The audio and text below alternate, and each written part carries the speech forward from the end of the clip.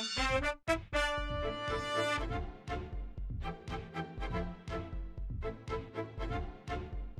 stock play pretty much started in like late '92, where people started playing at SC Village. They had stock as like their rental for beginners. So people started going out and like shooting the new players essentially.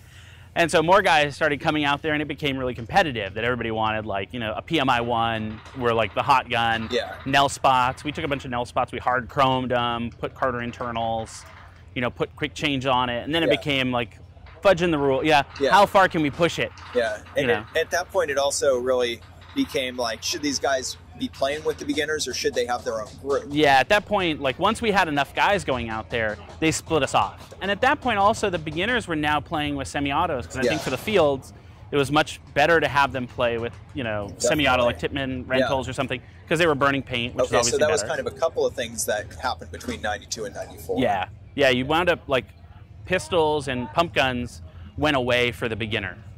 You know, it doesn't make sense. And then everybody who was playing with those was good and knew what they were doing, so they shouldn't be on the same field together. Yeah. You know, so it became stock class as its own thing. It wasn't the beginner session, it was stock class.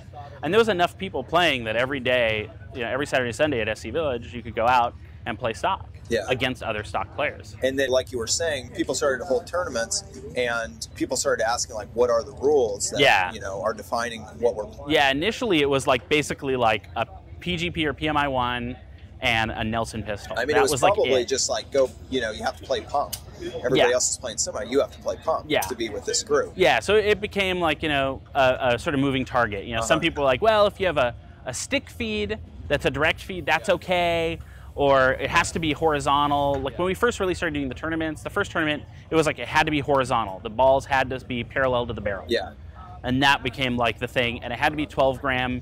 And it had to be a twist changer, no lever changers.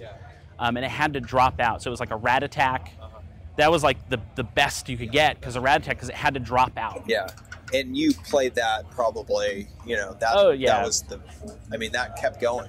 Oh yeah, it kept going. Like I sort of stopped playing, but that kept going for quite some time. There's still people who play. That's what led to Aaron's own tournaments and all the stock tournaments, and really the resurgence of I think the initial ones were like other people would want to throw a tournament. Like some of the ones in Hawaii were like people there wanted to throw a Aaron Carter tournament, and Aaron would come out and he'd make guns as the prizes and that kind of stuff.